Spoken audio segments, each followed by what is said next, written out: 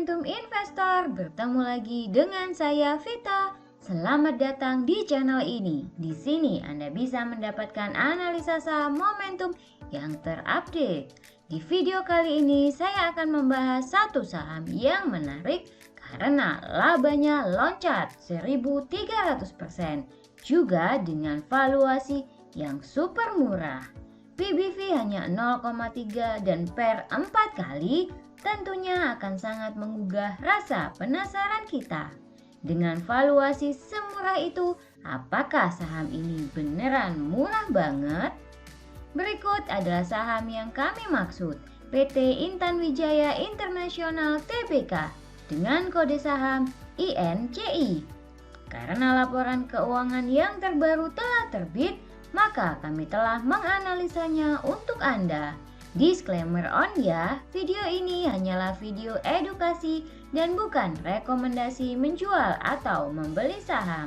Pastikan selalu analisa ulang sebelum bertransaksi dan berhati-hati dalam berinvestasi. Berikut adalah hasil analisa yang bisa kami dapatkan. Yang pertama, aset. Kas perusahaan meningkat dari 78 miliar menjadi 97 miliar atau meningkat 25%. Bila diperhatikan dari tahun ke tahun, perusahaan selalu berhasil meningkatkan kas dan saat pandemi di tahun 2020 bahkan mendapatkan kas terbesarnya dibanding tahun sebelumnya. Persediaan perusahaan turun tipis dari 73 miliar menjadi 72 miliar. Namun bila dirunut dari data historisnya, maka persediaan terus meningkat seiring dengan pertumbuhan pendapatan yang didapatkan oleh perusahaan. Dan bila dilihat dari pertumbuhan inventory, maka pertumbuhannya tidak terjadi secara signifikan. Ini menandakan perusahaan masih memiliki ruang bertumbuh untuk memperbesar persediaannya. Total aset perusahaan meningkat dari 510 miliar menjadi 519 miliar.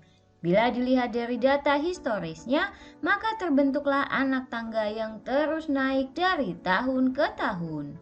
Yang kedua, liabilitas.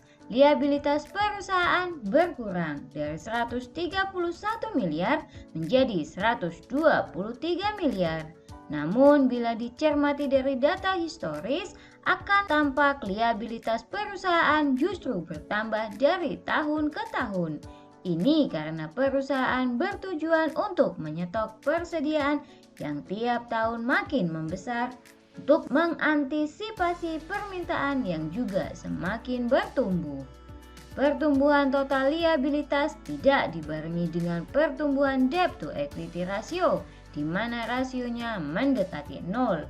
Ini artinya perusahaan hampir tidak memiliki hutang, yang menjelaskan kenapa perusahaan justru bisa bertahan di saat pandemi. Yang ketiga, ekuitas. Saldo laba yang belum ditentukan penggunaannya meningkat dari 134 miliar menjadi 150 miliar. Dan bila melihat data historisnya, perusahaan bisa memupuk saldo laba dari tahun ke tahun secara konsisten. Ini merupakan temuan yang sangat menarik karena tingginya saldo laba mencerminkan perusahaan memiliki banyak potensi. Tidak hanya potensi pembagian dividen, tapi juga ekspansi untuk selalu bertumbuh ke depannya.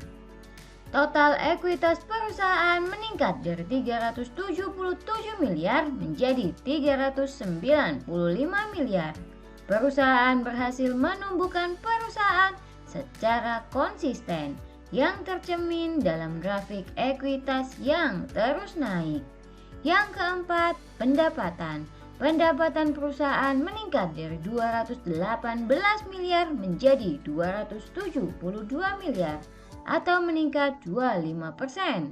Bila dilihat dari data historis, maka kita juga bisa melihat peningkatan pendapatan yang konsisten dari tahun ke tahun. Yang kelima, laba. Laba perusahaan meningkat 1.300% dari 1 miliar menjadi 15 miliar. Ini merupakan pencapaian yang fantastis. Melihat data ke belakang, maka perbedaan laba bersih dengan tahun sebelumnya memang sangat signifikan. Namun ini karena laba full year 2021 yang melemah bila dibandingkan dengan pencapaian di 2020. Yang keenam, cash flow. Arus kas yang diperoleh dari aktivitas operasi dari minus 9 miliar di tahun lalu menjadi positif 19 miliar. Bila dirunut dari data historisnya, maka cash flow cenderung berfluktuatif, di mana sebagian besar digunakan untuk membeli persediaan. Dengan melihat rasio akrual, maka kami bisa menyimpulkan tidak ada anomali dalam penggunaan kas di perusahaan. Yang ketujuh, dividen. Perusahaan tidak selalu membagikan dividen, namun 2 tahun terakhir mulai terlihat frekuensi pembagian dividen yang pastinya mulai menarik minat investornya. Karena perusahaan tidak selalu membagikan dividen, maka kami menggunakan machine learning untuk mengetahui apakah ada probabilitas perusahaan membagikan dividen tahun ini. Sayangnya, kami tidak menemukan probabilitas yang tinggi dividen akan dibagikan tahun ini. Namun ada sekitar 47% perusahaan akan membagikan dividen di bulan Juli tahun 2023 mendatang. Ini selaras dengan pernyataan manajemen di Public Expose yang tidak menjanjikan adanya dividen di tahun ini. Yang kedelapan, rasio finansial. Beban penjualan cenderung meningkat sejak tahun lalu dengan penurunan yang cukup tajam di tahun 2020. Di mana perusahaan mendapatkan laba yang cukup besar karena bisa melakukan efisiensi. ROE perusahaan cukup terjaga di 8%, menyamai kinerjanya di tahun 2020. Namun karena perusahaan terbebani oleh bahan baku yang semakin tinggi, maka perusahaan tidak menargetkan bertumbuh, melainkan hanya untuk bertahan di saat inflasi yang semakin tinggi. Dari chart pergerakan harga emiten, maka kita bisa melihat pernah terjadi penurunan yang cukup tajam mengikuti kinerjanya di tahun 2021 yang juga turun, lalu berbalik naik kembali di kuartal ini karena labanya pun meningkat. Rasio aset turnover menunjukkan efisiensi persediaan yang semakin tinggi dibandingkan dengan tahun sebelumnya. Kita bisa asumsikan ini bisa tercermin kembali di kuartal selanjutnya sehingga kita bisa harapkan laba perusahaan akan meningkat. Namun, profitabilitas perusahaan terlihat stagnan di angka 9%. Ini sesuai dengan pernyataan manajemen yang menargetkan penjualan sedikit lebih rendah daripada tahun 2021 karena ingin fokus di efisiensi oleh karena beban penjualan yang semakin besar akibat inflasi. Yang kesembilan, valuasi. Dengan PER 4,4 kali, maka kita bisa melihat PER yang sangat tinggi terjadi di 2021 di mana kinerjanya memang memburuk. Perusahaan saat ini memiliki PBV 0,35. Bila dilihat valuasi ini mirip dengan tahun 2018. Kami memberikan valuasi berdasarkan perbandingan yang kami dapatkan dari ekuitas, laba, PBV, dan ROE. Maka kami berkesimpulan bahwa kinerja perusahaan sangat ditopang dari efisiensi beban penjualan. Ini karena perusahaan memiliki beban yang sangat tinggi, hingga lebih dari 80% dari penjualan. Harga sahamnya sendiri kami nilai sudah mendekati harga wajarnya di 800 dengan PBV 0,4. Yang ke-10, momentum. Dengan melihat dari distribusi pergerakan harga saham, kami bisa menghitung resiko penurunan harga yang cukup moderat, di angka 6% hingga 18%.